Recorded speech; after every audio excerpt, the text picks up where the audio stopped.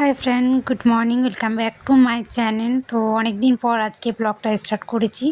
তো চলো সকাল সকাল কি করছি না করছি তোমাদেরকে সব কিছুই দেখাই। তো চলো দেখতে থাকো, ব্যাক ক্যামেরা দিকে দেখাই। তো এই দেখতে পাচ্ছ পেঁয়াজ কেটে রেখেছি, ফুলকপি কেটে রেখেছি, মটর ছিমি কেটে রেখেছি। আর এদিকে ভাত ফুটছে, মানে ভাত হচ্ছে, চাল ভরা হয়ে গেছে।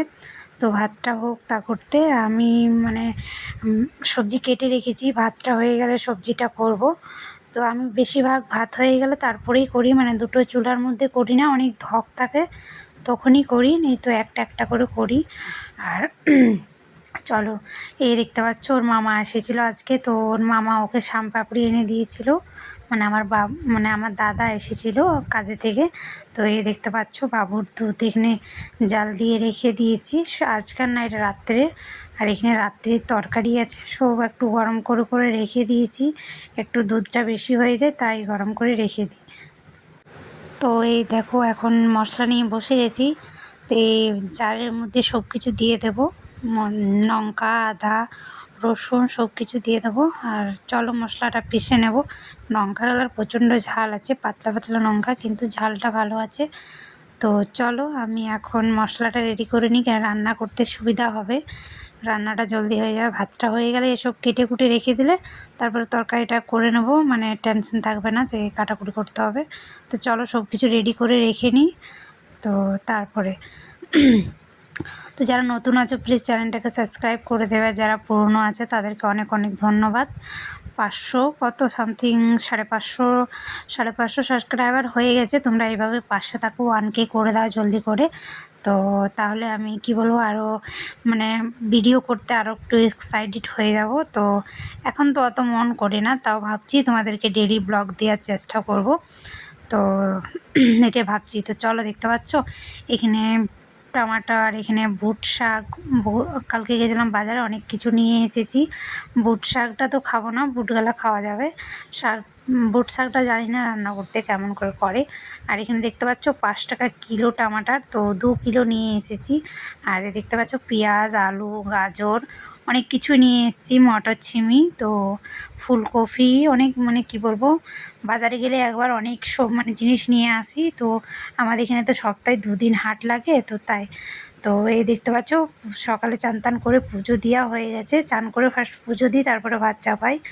তো এই দেখতে পাচ্ছ বিছনাটাও পুরো একদম ক্লিয়ার করে রেখে দিয়েছি। আর আমার বেটু সোনা বাইরে খেলা করছে এখন। তো চলো আমাকে জলদি করে রান্নাটা কমপ্লিট করতে হবে, কেন বেটুকেও খাওয়াতে হবে, তো তাই। তো চলো রান্নাটা কমপ্লিট করি। কোথায় আছে দিচ্ছি, চলো চলো এসো, আসো এসো এসো, চলো। হুম,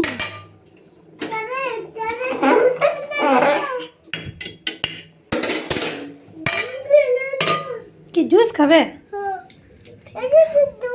খাবে তুমি? এটিকে খাবে? কি করে খাবে এটা?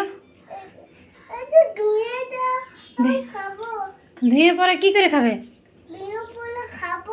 খাবে? কি দিয়ে খাবে? জুস জুস বানান দেবো? কেমন করে খাবে? ঢক ঢক করে খান যাবে, ফিনিশ করে দেবে?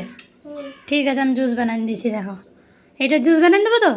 ঠিক আছে চলো, জুস বানাবার মেশিনটাও, মানে মেশিন না, এটা একটু হাত দিয়ে আছে, নেবো বার করবো। তো চলো এটা ধুয়ে নিই, কেন কি রাখা ছিল। এই দেখো ওর জুস রেডি করে দেবো এটা। তো চলো দেখো কিভাবে জুসটা রেডি করি। তো এই দেখো এর মধ্যে দিয়ে দিচ্ছি 1 পিস, এটা একটু দেবে দেবো জোরে করে। তো দেখতে পাচ্ছ জুস বেরিয়ে যাচ্ছে একদম।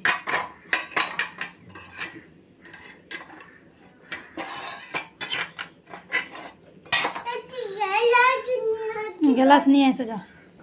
দেখতে পাচ্ছ বন্ধুরা মানে একটা নেবুতে কতটা জুস বেরালো, মানে দেখতে পাচ্ছ রস বেরালো। তো চলো বাবুকে এটার মধ্যে দিয়ে দিই, ও ছোটো গ্লাসে খাই। তো চলো এই 1 গ্লাস 2 গ্লাস হবে, একটু খাও জলদি খাও। আর পড়ে যাবে আস্তে আস্তে, খাও খাও। কেমন লাগছে? আস্তে আস্তে কেমন লাগছে বেটা? কেমন লাগছে? হার নেবে? জলদি ফিনিশ করো, আরও দেবো। ভালো লাগছে? হ্যাঁ,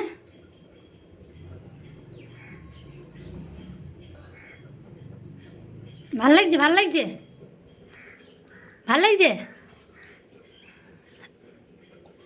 তো চলো,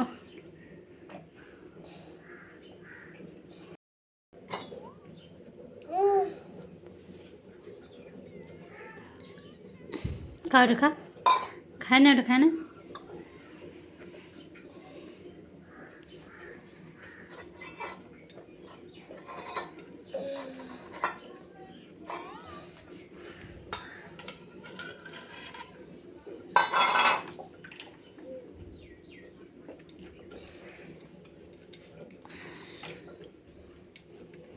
অল্প আছে এটাতে, গ্লাসে আছে অল্প, গ্লাস আছে অল্প, খায় না।